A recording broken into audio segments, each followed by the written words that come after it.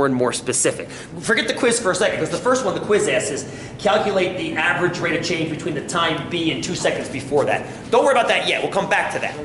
We'll come back to that. I want to establish what an average rate of change is. Here's the deal. What is my average rate of change for the whole trip?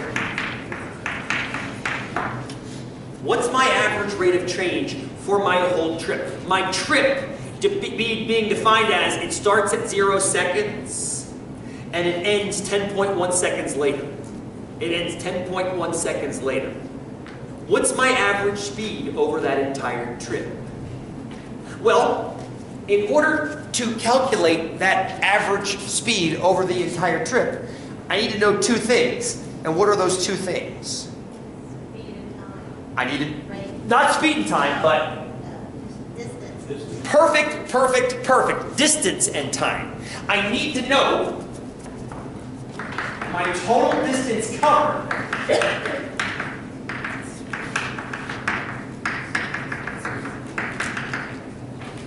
divided by the total time it took.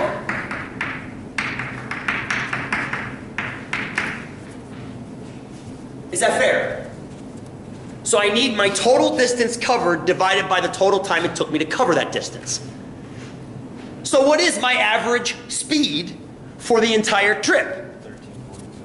Let's figure exactly. This is where Tony's calculation came from. So check it out, you guys ready? What total distance did I cover in my entire trip? 200 feet. The more particular of you will say, no, by the model you covered 201.2 feet. Wouldn't you, right? Because the y-intercept's negative 1.2. Don't worry about that. Call it 200. 200 feet, yeah? It took me 200 feet. And how long did it take you to do it? Is that okay if I do? No, it's not going to feet. 200 feet over how long? 10.1 seconds.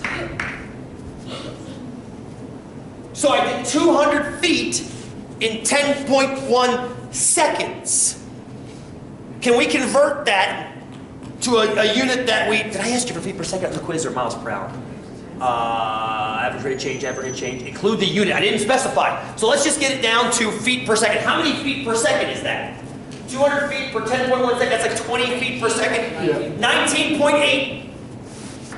19.8 feet per second. That is my average speed. We'll convert that to miles an hour momentarily. But I don't want to right now. Why? Why is that not a fair way of describing how fast I was going on this trip? Why is that not a fair way of describing how fast I was going on this trip? You don't do it feet per second? Well, that's okay. We can make it miles per hour. I'll do it real quick in Google. In Google, just so you know, your second project, which is not due for a couple weeks, is all about dimensional analysis, converting back and forth. And one of the greatest things the project teaches you this is how to type in something like 19.8 feet per second in miles per hour. And it will tell me, if I spell it right, it is 13 and a half miles an hour. So who said I was going 13 at the end of my trip? Who said I was going 13 at the end of my trip? Somebody close at 13, right? But was I going 12 or 13 at the end of my trip? Or was I going 12 and 13 on average for the whole thing? The whole thing. That's the problem with talking about this number and answering the question I posed earlier. Earlier I said, how fast am I going at the end when I cross the 200-foot mark?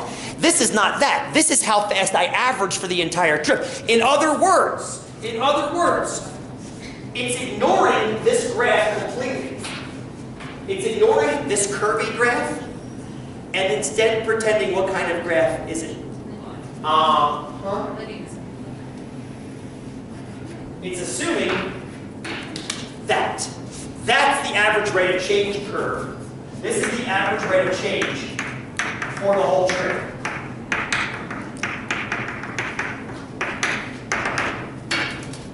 I mean, think about it. According to the average rate of change for the whole trip,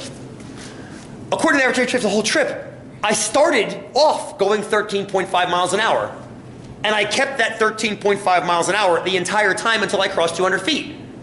Is there any, exactly, there's a problem with that, right? Because I started going nothing. I started going 0. And you could actually see the problem with the linearization of this.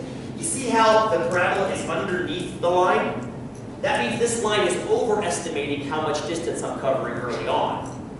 And then over here, it's actually underestimating my speed because I'm going faster at the end. Yeah. So that's a problem. That's a bit of a problem. It is great.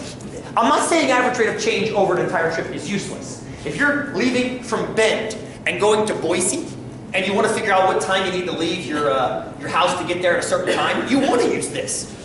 You want to say, okay, Boise's how many miles away? Well, I think people usually use 6 hours, don't they? 6 hours from Bend? Is that about right for Boise? Right, 6 hours away. What speed are you assuming when you say it's 6 hours away? See, because that's the trick, isn't it? What speed can you average? And average speed's tricky because you have to count all those times you stop to get gas, stop to pee, stop to get food. In Idaho, it goes 75 miles an hour for a while. Yes, it changes. It changes speed, right? But you can talk about an average, and you can average 50. And if average 50 might mean you do sections at 80 and sections at 30. I mean, you're on 20 going east. What's the speed limit on? I think it's 55 on 20 going east through Central Oregon and through Eastern Oregon. So the idea is average rate of change is not a problem, but it sure isn't what you're looking at when you're driving your car. What you're looking at when you're driving your car is something called instantaneous rate of change. We'll get to that, I promise. It might not be today, it might be on Wednesday when we get to it.